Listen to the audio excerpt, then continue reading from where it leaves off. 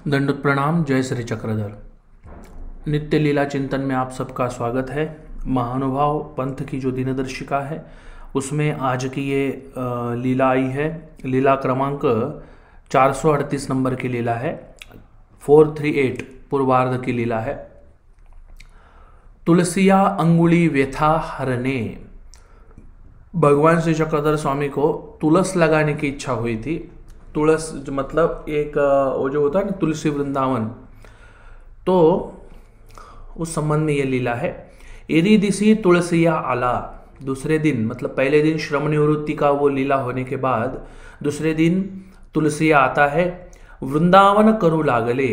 वृंदावन करु लागले यानी वो वृंदावन बनाने लगा, यानी वो पेड़ लगाने के लिए जो व्यवस्था होती है वो तुलसी वृंदावन वो बनाने लगा। भगवान जी को दंडोत किए श्री चरण को लगा। वो स्वामी बोलते हैं कि आपको तुलस का वृंदावन आता है क्या? वो बोलता है हाँ जी मुझे आता है। तो स्वामी जी बोलते चलो फिर ठीक है, काम को शुरुआत कीजिए। फिर उसने वृंदावन के काम को शुरुआत की। वृंदावन यानी पेड़ लगाने के लिए जो घर के सामने होता है ना, जिसको हिंदू धर्म में पानी डालते हैं, राउंड राउंड राउंड महिलाएं करती है, जो सुहासिनी महिलाएं होती है, आदि सब क्रियाएं करने के लिए उसको वृंदावन यानी वो सब ऊपर बनाना पड़ता है। तो उस प्रकार से वो बनाने पड़े। फिर क्या होने लगा देखो। भक्तजने दगड़ आनु आनु देती। भक्तजन जो थे वो स्वामी श्री चक्रधर महाराज जी को पत्थर लाके दे रहे थे। चिरा उचलिता अंगुळे वरी पड़ेला। वो जो पत्थर उठा रहे थे ना, वो पत्थर उठा रहे, वो क्या कर रहा था मतलब भक्तजन उसको लाके दे रहे थे और वो वहां पे कंस्ट्रक्शन कर रहा था। आज की भाषा में अगर हम देखें तो कंस्ट्रक्शन करते करते वो जो पत्थर था वो उठाते उठाते उसके पैर के ऊपर, पैर के उंगली पर गिर गया वो।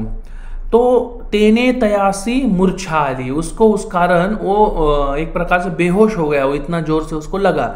ऐसी भक्तजने बोम्बाइली। भगतजन जो बैठी हुई थी वो चिल्लाने लग गई, वो चिल्लाने लग गई।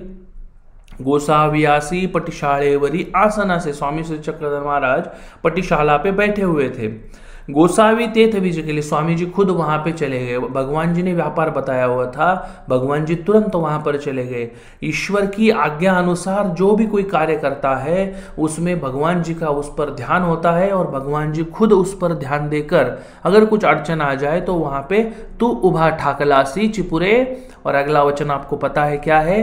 कहने का तात्पर्य तात्पर्य के कहे अनुसार अगर हम कार्य करेंगे तो हमारे को सहायता, उस कार्य करने के लिए शक्ति और वो कार्य पूर्ण करने हेतु जो प्रयत्न है वो सब परमेश्वर हमें सहायता हमेशा हमेशा ही करते रहते हैं। हमारा विश्वास और उस कार्य प्रति समर्पण हमारा होना चाहिए। तो स्वामी श्री चक्रधर महाराज जी वहां विजय करते हैं।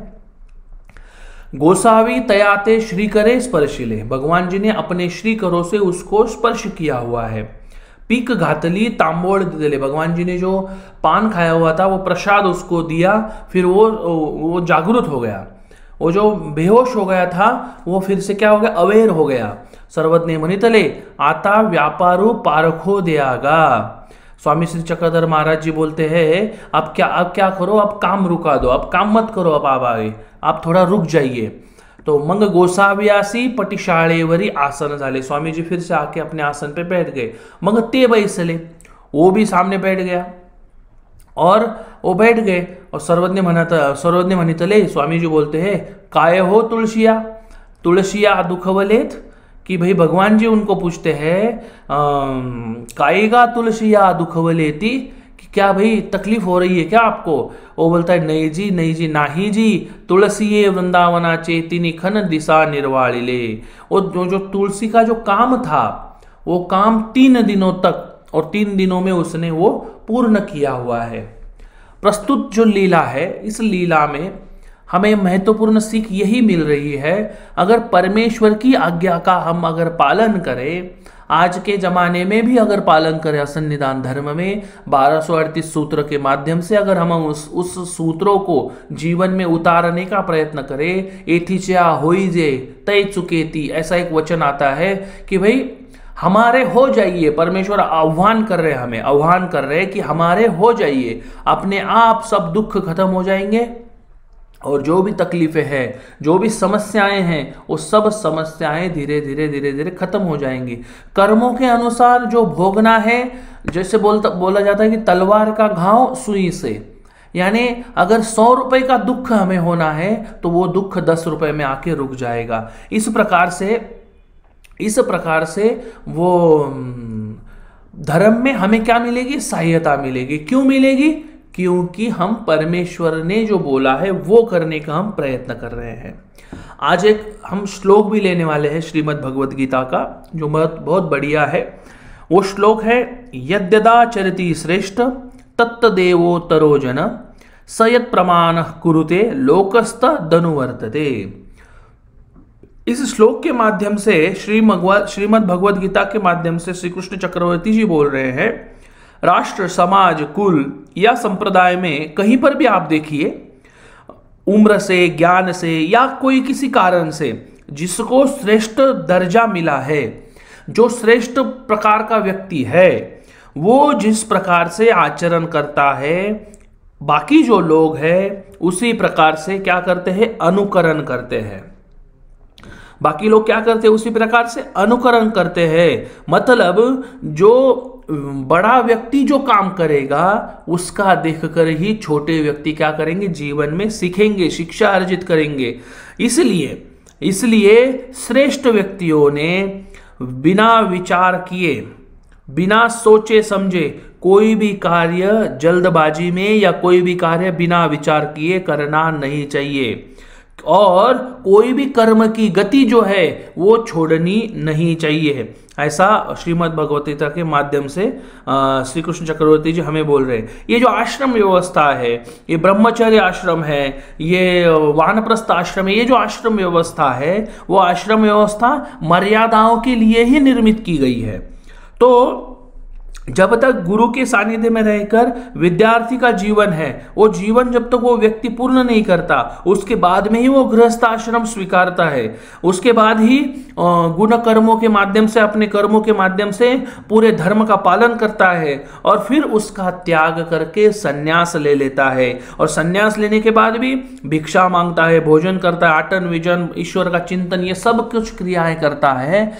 भगवान जी बोलते हैं कि भाई यद्यदा चरति श्रेष्ठ, अगर बड़े लोगों ने ये क्यों करके दिखाया, खुद परमेश्वर ने ये क्यों करके दिखाया? क्यों? क्योंकि बाकी लोगों ने उसका क्या करना चाहिए? अनुकरण करना चाहिए। आचार, वो भगवान जी बोलते हैं कि भाई इतर बाकी लोगों के लिए वो आचार बन जाता है। इसलिए आपके घर में अगर आप बड़े हो, मैं बाहर की नहीं बात कर रहा, आपके पहले घर की बात कर रहा हूं, अगर आप अपने घर में बड़े हो तो छोटों के सामने अपना व्यवहार मर्यादा युक्त चाहिए। उनके सामने अगर हम टीवी लगा के बैठ जाएंगे और गप्पे लड़ाएंगे, सांसारिक बातें करते रहेंगे, वो बच्चे भी वही सीखेंगे। फिर हम बोलते कि हमारे बच्चे तो नाम ही लेने को नहीं बोलते। अरे भाई, खुद तू ही नाम नहीं ले रहा है, खुद तू ही नाम स्मरण नहीं कर रहा है, खुद तू ही पूजा पाठ कम किया हुआ है, तो बच्चों से कैसे अपेक्षा कर रहे हो? पहले हमें खुद करना पड़ेगा, बड़ों को करना पड़ेगा, तब बाकी छोटे जो लोग हैं उसका क्या करेंगे? अनुकरण करेंगे। अनुसरण लेने के लिए अनुकरण करना बहुत जरूरी है। अनन्य भाव से ईश्वर को शरण जाने के लिए पहले श्रेष्ठ जनों का, गुरुजनों का अनुकरण करना जरूरी है, क्योंकि अनुकरण करने के कारण, अच्छी चीजों का अनुकरण करने के कारण जीवन में परिवर्तन आ जाता है, मन में परिवर्तन आता है, और फिर अपना जीवन जो है वो परमेश्वर की ओर बढ़ने में अग्रसर हो जाता है। आज की लीला ये बहुत महत्वपूर्ण लीला है। भगवान श्री चक्रधर स्वामी जी ने केवल आप खड़े रहिए, बाकी सब जिम्मेदारी मेरी है, इस प्रकार से इस लीला से हमें संदेश देने का काम किया हुआ है। इससे पहले वाली जो लीला थी, उस लीला में श्रम निवृत्ति के संबंध में वचन आया था कि भगवान जी बोल रहे हैं कि आपका जो है, यानी हमारे धर्म का कोई व्यक्ति है, यानी हमारा जो है, जो परमेश्वर का है, उसके श्रमों की निवृत्ति हम सबको करना जरूरी है। अगर कोई थक के आया है और आप पूजा कर रहे हो, तो अरे भाई, पहले थका हरा आया हुआ व्यक्ति है, उससे पहले आप बात करो, उसको किस चीज की आवश्यकता है वो करो, उसके बाद में आप अपना धर्म कर्म करो। इस प्रकार से बहुत सारे वचन आते हैं। धीरे धीरे हम एक एक लीलाओं के माध्यम से हम आगे बढ़ेंगे। आज की लीला और आज का ये जो यद्यदा चरति श्रेष्ठ, ये दोनों जो श्लोक है, ये एक श्लोक है और ये लीला है, ये लीला अत्यंत महत्वपूर्ण है। उसी प्रकार से आज का जो सुविचार है उस कैलेंडर में आया हुआ कि भाई आपके मन में गलत फहमी हो ऐसा विचार आपने नहीं करना चाहिए। कोई भी हो, कोई भी व्यक्ति हो, उसके संबंध में हमें मन में शंका आए या कोई भी कार्य हो, उस कार्य करने से अगर किसी के मन में शंका आती है तो वो कार्य हमने नहीं करना चाहिए, क्योंकि दूसरे के मन में शंकाओं का निर्माण होना ये भी हमारे लिए दोषजनक है। ये भी हमारे लिए क्या है? दोषजनक है। इसलिए शंका निर्माण हो, जिसको बोला जाता है ना अन्यथा ज्ञान निर्माण हो, विकल्प निर्माण हो, ऐसा कोई भी कार्य हमारे द्वारा नहीं होना चाहिए, नहीं होना चाहिए। ठीक है, तो इसी प्रकार से आज की ये लीला, ये महत्वपूर्ण श्लोक और ये सुविचार, ये तीनों हमारे खत्म हुए हैं।